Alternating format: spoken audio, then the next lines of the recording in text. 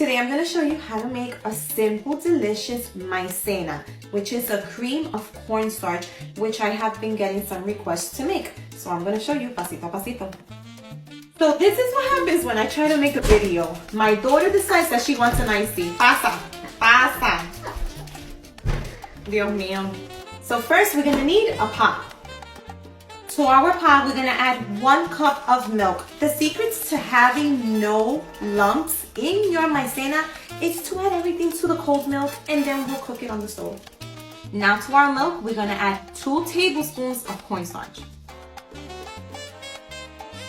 Now we're going to whisk everything until it's dissolved.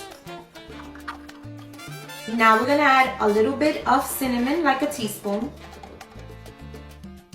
A teaspoon of vanilla, like a tablespoon of butter, 2 tablespoons of sugar, a pinch of salt.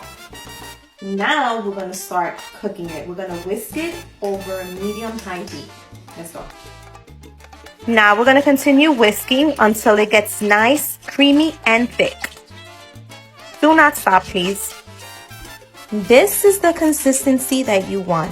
This is done. Let's taste. Look at how delicious this cream of Maizena looks. Let's taste. It's hot.